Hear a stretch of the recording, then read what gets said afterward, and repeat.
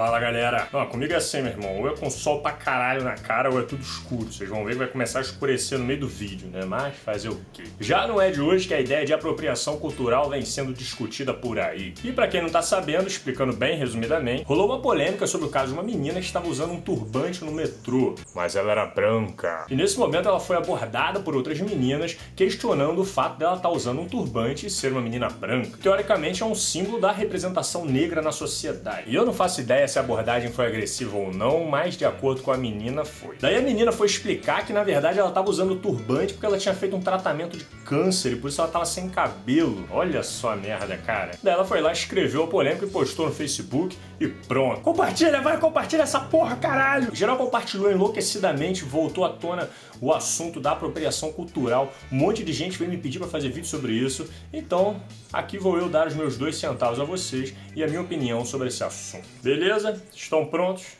Então vamos embora. O primeiro passo para a gente entender direito essa questão é a gente analisar o termo apropriação cultural. A palavra apropriação vem de propriedade, de tornar próprio, tornar algo seu. E o termo cultural, que vem de cultura, bom, aí já começou a complicar a porra toda. Até hoje ainda não existe um consenso da definição do que é cultura. Várias e várias pessoas já propuseram diferentes definições dentro do campo da sociologia, da antropologia, da filosofia e até da biologia. Pra você ter uma ideia, já foram propostas mais de 150 definições diferentes de cultura. E entre essas, na minha opinião, 3 tipos de cultura são as mais complementares. A primeira, proposta pelo antropólogo Alfred Taylor, foi considerado o pai do conceito moderno de cultura. É o de que a cultura pertence à humanidade. Tudo que foi e é criado pela humanidade pode ser passado adiante, como linguagem, símbolos, materiais, ideias, é considerado cultura. E eu acho que ninguém discorda disso, cara. Tudo que foi criado pelo homem foi desenvolvido ao longo de milhares de anos por milhares de pessoas e grupos diferentes e influenciou diretamente tudo que a gente tem ao nosso redor hoje. Ah, mas Slow, tá vendo? Você disse grupo de pessoas. O que você acha que diferencia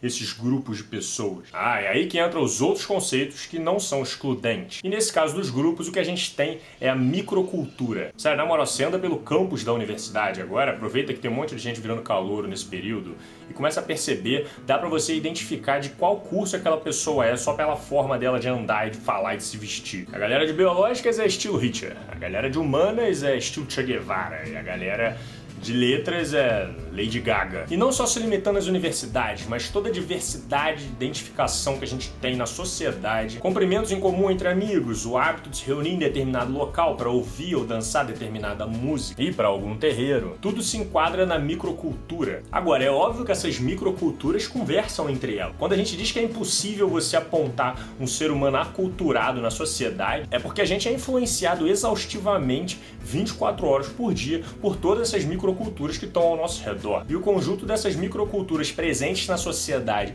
quando ela é observada de cima, a gente tem o que a gente chama de macrocultura. A cultura brasileira, la culture française, as me roubam, cara. O conjunto de valores da sociedade, a língua falada, os costumes, os hábitos, é o que a gente chama de macrocultura. E assim como as macroculturas também se influenciam constantemente e conversam entre elas. E quando a gente observa as macroculturas vistas de cima, a gente consegue perceber todo o processo criativo da humanidade, retornando ao conceito de cultura de Taylor e fechando esse ciclo. Beleza? Deu pra pegar bem essa ideia? Meu irmão, esse sol vai me matar antes de eu terminar esse vídeo, cara. Então, pegando o exemplo de cultura africana, onde é que ela se encaixa nessa história toda? É importante ter em mente que quanto mais desenvolvimento tecnológico, mais comunicação você tem entre os países. E quanto mais comunicação, mais globalização. Por isso é até possível a gente falar um pouco sobre cultura ocidental, já que a conversa macrocultural entre esses países é tão alta que a gente até consegue traçar alguns pontos em comum. Mas mesmo assim, a gente ainda vai estar tendo uma visão bastante superficial e generalizada. Agora, quando a gente fala sobre cultura africana, o que a gente quer dizer? Não há dúvidas que a nossa sociedade sofre de um problema estrutural grave quando se fala não só de negros, mas de países pobres e pouco desenvolvidos também. Cara, a gente não tem nenhum incentivo no colégio para estudar a África. Se você parar para pensar, a parte mais famosa da África é o deserto. E se você parar para perceber, você vai ver que tem muita gente por aí que acha que a África é um país. Pô, você viu que agora beber álcool lá na África é crime, cara? Como assim é crime beber na África, cara? De qual local específico que você tá falando? Ah, de qual local? Como assim? Da África, pô. Não sei.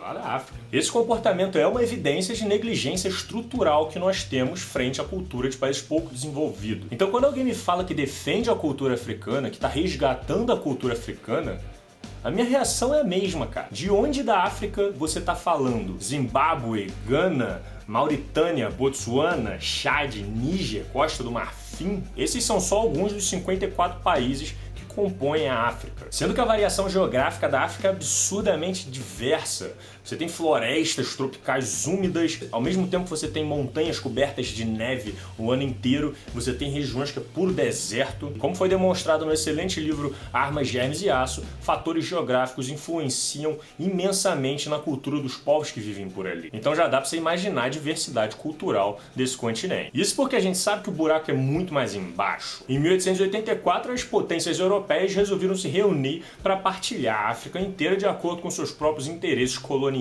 Ah, que se foda a etnia, que se foda a tradição. Que é isso aqui? Que é isso?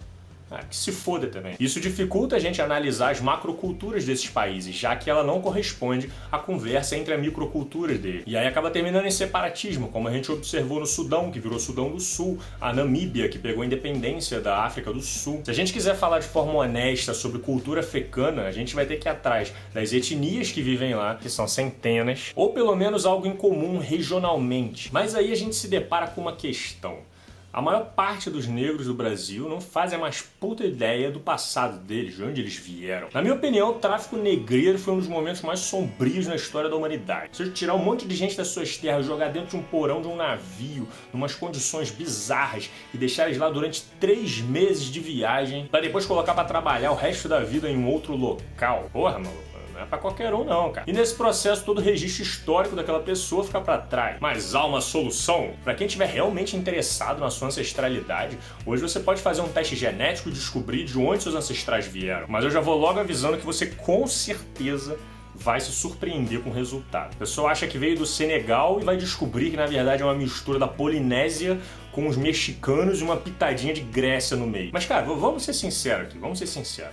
No Brasil, quase ninguém faz a mais puta ideia de onde veio. Brasil é terra de ninguém! Já há 500 anos que vem gente de tudo quanto é canto do mundo pra tentar a vida aqui. E nem todo mundo veio de mão dada com a família real. Na verdade, a maior parte das pessoas estavam sem nenhuma perspectiva de vida onde estavam vivendo e vieram tentar uma nova chance. Vários dos membros das tripulações dos navios eram pessoas que estavam presas ou que estavam largadas já sem nenhuma condição de continuar sobrevivendo na Europa. E aí, você quer tentar a vida no novo mundo ou você vai querer continuar vivendo aí pelos becos de Lisboa? E cara, a não ser que você tenha realmente um traço de nobreza na sua família, acho que ninguém, quase ninguém sabe realmente da sua história aqui no Brasil. Até os sobrenomes das pessoas mudaram quando elas chegavam aqui, porque muitos deles eram analfabetos, ou então acabavam escrevendo o nome deles errado, e acabavam recebendo um nome vinculado ao que ele fazia, ao que ele trabalhava aqui no Novo Mundo. E cara, eu morei um tempo no Reino Unido, e lá eles são realmente preocupados com as histórias. Eles contam toda a linhagem deles, os sobrenomes são importantes, eles têm árvores genealógicas gigantescas e contam sobre a história da família deles numa mesa de bar como se fosse uma história viking, uma história medieval. E aqui no Brasil? E aí, você sabe a história da tua família? Ah, sei lá, minha tataravó era da Itália. Não, Itália não. Ela era... acho que ela era espanhola, eu acho.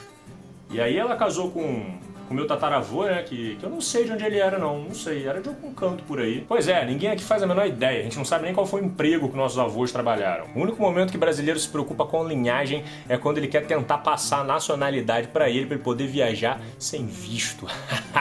E uma coisa interessante é que você pode até falar que não agora, mas quando o brasileiro chega lá fora, ninguém se apresenta falando que tem descendência portuguesa ou italiana. Aqui é Brasil, porra! Sou brasileiro, porra! Vai sublinhar meu caralho, porra! Isso acontece porque a gente tem orgulho da nossa macrocultura, que é absurdamente rica, justamente por ser composta por milhões de microculturas que vieram de tudo quanto é canto do mundo. É o samba que tem aquela batida típica de regiões africanas misturado com uma pegada musical europeia. É restaurante aquilo, meu irmão, é comida de tudo quanto é canto do mundo concentrada no mesmo lugar. E as roupas que a gente usa é uma puta de uma mistura de tudo quanto é canto do mundo. E o conjunto desses costumes é o que faz com que a gente não se importe tanto com o nosso passado e faça com que a gente se sinta brasileiro. Lá na Europa, por exemplo, eles têm as raízes culturais deles já bem fixadas há milênios. Ai, culture. Já aqui no Brasil, se a gente quiser tratar nossas microculturas como propriedade e privatizar elas, a gente vai estar afetando diretamente a nossa macrocultura, que é o que faz com que a gente se sinta brasileiro. Mas, Slow, ninguém tá falando de privatizar todas as microculturas brasileiras. Só é apropriação cultural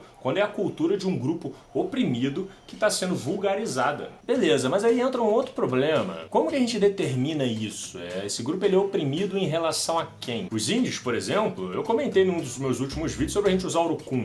Nesse caso seria apropriação cultural? Se sim, a gente vai ter um sério problema para tentar rever todos esses nossos hábitos. Porque o fumo do tabaco, por exemplo, o que inclui todos os tipos de cigarros populares, é de cultura nativa americana e foi levada para a Europa lá só pelo século XVI. Milho, aipim, batata doce, guaraná são todos alimentos de tradição indígena. O quibe, a esfirra, o azeite foram trazidos para o Brasil pelos árabes, que podem ser facilmente incluídos como grupos oprimidos também. Isso sem contar as danças, as vestimentas, os nomes. Então, pela lógica da apropriação cultural, todos esses grupos poderiam problematizar esses hábitos nossos e associar esses costumes somente a quem pertencesse a determinada etnia. E se todo mundo fizer isso, novamente, não sobra nada da cultura brasileira. Mas, Slow, ninguém tá falando que a gente não pode usar nada que não seja da nossa própria etnia. O que a gente tá falando é que as pessoas precisam conhecer a história e o valor que tem por trás das coisas que elas fazem, para que aquilo não se perca com o tempo, não perca o significado. Agora a gente tá falando a mesma língua e nesse ponto eu concordo com a problemática da apropriação cultural. De fato, as trocas microculturais podem ser tão intensas que o valor original daquele símbolo pode acabar sendo modificado totalmente ou até esquecido, como o caso do tabaco, por exemplo. Eu aposto que poucos de vocês sabiam que ele foi introduzido na nossa cultura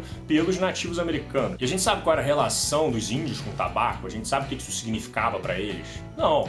E você não tem que se sentir culpado por causa disso. Esse é um fenômeno extremamente natural na humanidade. A gente entra em contato com milhões de culturas, a gente é influenciado por elas, a gente influencia elas, algo novo é tirado disso e bola pra frente. Mas é evidente que nós, seres humanos, que somos absurdamente sociais, nos preocupamos com a representatividade que a gente tem frente à sociedade. Então vou dar um exemplo aqui falando da língua de muita gente que eu sei que me segue, para facilitar um pouco, se aproximar um pouco do entendimento do que eu quero dizer. Nós brasileiros não gostamos de usar a internet para influenciar o mundo lá fora, ficar escrevendo ruê, BR em tudo quanto é post e jogo online por aí. E isso, de certa forma, virou um símbolo de identificação dos brasileiros frente às outras nacionalidades no mundo afora. Então imagina agora se todos os usuários dos outros países começassem a usar o ruê e suas respectivas siglas também para se comunicar e para zoar, e o Brasil fosse totalmente esquecido como o agente que começou tudo isso, toda essa história na internet. É óbvio que isso não seria o fim do mundo, mas não traz aquele sentimentozinho de que, eles poderiam pelo menos saber que foram os brasileiros que começaram essa moda toda, né? Sacanagem. Porque nós, como seres sociais, queremos fazer parte e ter o devido reconhecimento frente a essa zona toda que a gente chama de sociedade. Então, eu entendo o sentimento de pessoas negras que se sentem representadas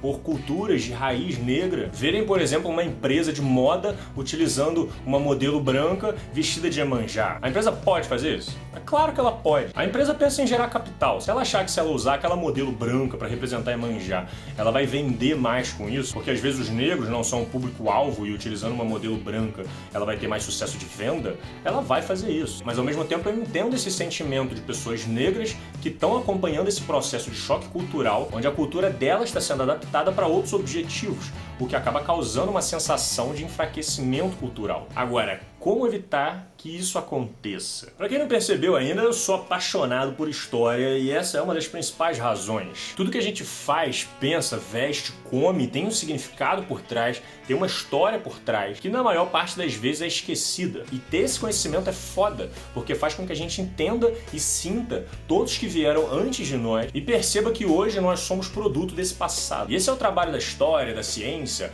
resgatar esse sentido e conscientizar as pessoas dele. Se a gente está vivendo um período em que a representatividade cultural é algo importante para as pessoas, então bora resgatar essas histórias, meu irmão. Agora, o grande lance é de que forma que a gente vai apresentar isso para os outros. Recriminar uma pessoa que foi de alguma forma influenciada por aquela cultura e falar que ela não deveria usufruir disso caso ela não entenda o seu real valor. Tira essa porra! Você não pode usar isso! Pra mim, tá longe de ser o caminho certo. Quando uma microcultura se fecha, toda a macrocultura sai perdendo, inclusive a microcultura que se fechou. Se você encontrar algo da sua cultura com alguém ou algum lugar de uma forma diferente da que você gostaria de ver, como uma branca usando um turbante, isso significa que a sua cultura está viva ali de alguma forma. Ela está modificada, porque isso acontece quando a gente vive em sociedade, a gente se modifica o tempo todo, mas ela está ali presente, se manifestando de alguma forma. Eu vou dar um exemplo pessoal aqui que pode parecer bobo, mas eu acho que ele vai ser muito bom para explicar o que eu tô querendo dizer. Eu fui escoteiro quando eu era adolescente, cara. Sim, escoteiro. E eu não tenho o menor problema de dizer isso, porque aquele foi um momento foda da minha vida, eu não me arrependo de nada. Mas graças a Hollywood, que se apropriou do escotismo, né, pra fazer as suas piadas, sempre que eu falo isso pra alguém, a pessoa já responde: ah, então você ficava ajudando velhinha a atravessar a rua? Você ficava vendendo biscoitinho de porta em porta? Eu poderia ficar puto falando que Hollywood fudeu a imagem do escotismo, que é um movimento sério, mas eu vejo isso de outra forma. O que Hollywood fez foi popularizar o escotismo, mesmo que de uma forma enviesada. Todo mundo hoje já ouviu falar de escoteiro alguma vez na vida, cara. Então quando alguém me zoa sobre essa questão do escotismo, eu vejo nessa pessoa já meio caminho andado. Eu vejo nela uma janela de possibilidade em que eu tô tendo a oportunidade de mudar a impressão dela sobre o movimento. Então se você é Rastafari e vê alguém usando dreadlock por aí, ao invés de ficar puto com isso, você pode ver essa pessoa como uma janela aberta, a possibilidade de você passar para ela os seus conhecimentos sobre aquele movimento. Se você vê uma menina branca usando um turbante, você vê ela como uma janela aberta, uma possibilidade para que você introduza nela o seu conhecimento sobre aquilo, conscientize ela sobre o uso daquilo, sobre a relação disso com o candomblé, com a luta negra, com o movimento de forma geral. Mas é bom ficar atento se o turbante realmente faz parte do seu movimento, porque pode ser um turbante da Índia, pode ser um turbante da Pérsia. A parada é que uma cultura específica pode se enfraquecer de duas formas. Primeiro é quando as pessoas param de falar sobre ela e desconhecem e perdem a sua história. E segundo é quando as pessoas param de usufruir dela, mesmo que de uma forma diferente. Então se você se preocupa com a sua cultura e não quer que ela se enfraqueça, existe uma forma de resolver esses dois problemas. Primeiro, deixe a sua cultura influenciar o máximo de pessoas que ela conseguir. E aproveite todas essas janelas que foram abertas para você poder conscientizar essas pessoas do que elas estão usufruindo. Conversa com elas, conta a história para elas. Todo mundo gosta de aprender mais sobre as coisas que faz ou veste, porque isso faz com que elas aprendam mais sobre elas mesmas. Conta a história do Rastafari pros dreadlocks, conta a história dos índios nativos americanos para quem fuma tabaco, conta as histórias das resistências escocesas frente ao Império Inglês para quem usa kilt. Dessa forma eu tenho certeza que toda a cultura e história desses povos vão ficar mais vivas do que nunca. A estratégia de causar medo aos outros é um reflexo de insegurança. A verdadeira força de um movimento vem do número de admiradores que ele conseguir conquistar. Muito obrigado por ter assistido, um agradecimento especial aos apoiadores do canal do Slow que tornam esse trabalho possível. Nós nos vemos no próximo vídeo, um grande abraço e sempre alerta!